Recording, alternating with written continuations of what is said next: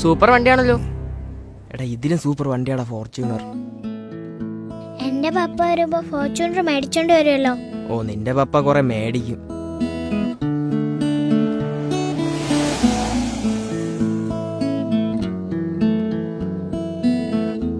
അങ്ങളെ പാട്ടിടങ്ങളെ. പാട്ടില്ലേ?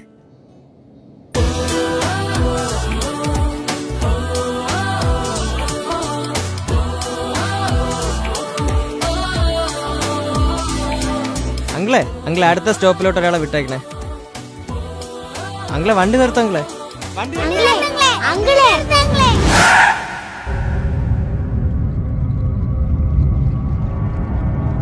ആരെയും വിടാൻ ഉദ്ദേശമില്ല.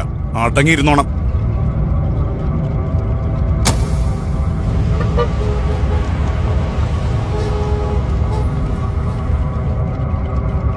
വണ്ടി നിർത്തങ്ങളെ. ഹലോ, സംഗതി ഓക്കെയാണ്. വലിയ റിസ്ക് ഒന്നും ഇല്ലാതെ കാര്യം നടന്നു. അപ്പൊ ശരി, നേരിൽ കാണാം.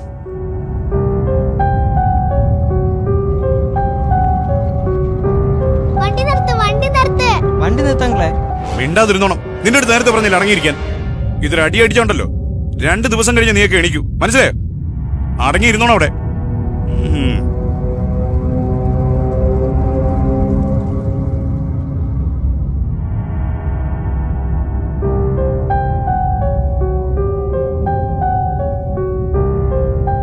ഓറഞ്ച് വേണോടാ മക്കളെ? വേണ്ട. വണ്ടി നിർത്ത്. വണ്ടി നിർത്താൻ.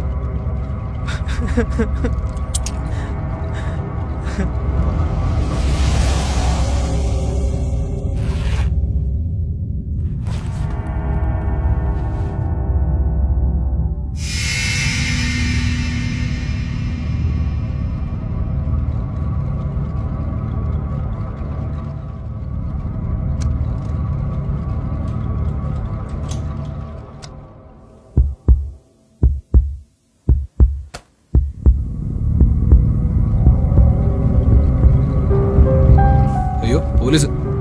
സീറ്റ് ബെൽറ്റ് ഇട്. മോളെ പോലീസ്. വണ്ടി ഒതുക്കി.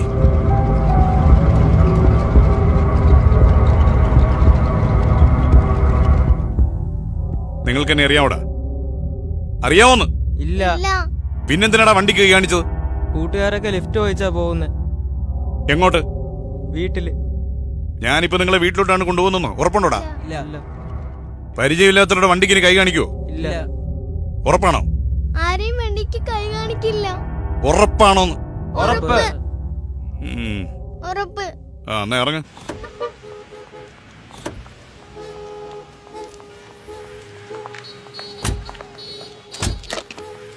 അങ്കിള് പോലീസാടാ. അങ്കിളെ ഞങ്ങൾ എങ്ങനെയാ പോകുന്നേ?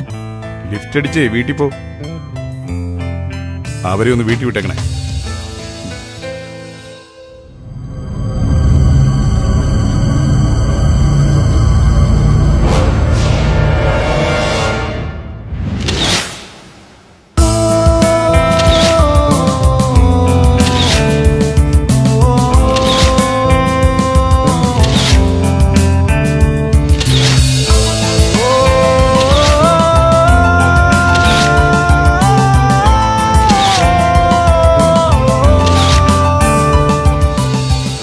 കണ്ടില്ലേ, പലപ്പോഴും അപകടങ്ങൾ ഉണ്ടായ ശേഷം മാത്രമാണ് നാം മുൻകരുതലുകൾ സ്വീകരിക്കാറുള്ളത്.